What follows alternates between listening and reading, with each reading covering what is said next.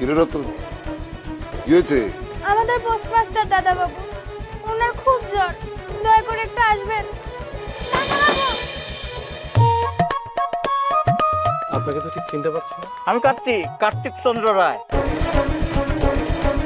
কার্তিক বাবু, কি খবর? আমি ব্রাহ্মণের পোলা কার্তিক চন্দ্র রায়। কি সুন্দর ঘেরান। এখানে তুমি ছাড়া তোর আপনজন কেউ নাই। আচ্ছা, তোমার বাড়িতে কে কে আছে? মা নাই, বাপ নাই, অনাথ বাবু। রতন, জি দাদা বাবু। তোমার মায়ের কথা মনে পড়ে? পরে গো দাদা বাবু, তাই কত দূর মনে পড়ে, আবার কত দূর মনে পড়ে না। ব্রিটিশরা কি আপনাদের এখন ধরে ধরে গ্রামে নিয়ে যাচ্ছেন? না, ও কাউকে প্রণাম করবে। আমারও পরানো যাহা চাই। যারা ইংরেজদের পোস্ট অফিসে একবার কাজ করেছে তাদেরকে কেউ আর বাসাবাড়িতে কাজ দেবে না। তুই যেখানে থাকিস ভালো থাকিস রতন।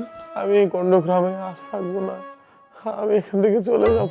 দাদা বাবু, আমাকে তোমাদের বাড়িতে নিয়ে যাবে? না না, সে কি করে হয়? তুমি আমার দাদা বাবুকে সুস্থ করে দাও। মধু আর লেবু খাবেন, সঙ্গে কালো জিরা, জ্বর একদম ভালো হয়ে যাবে। আমি আর এখানে থাকছি না।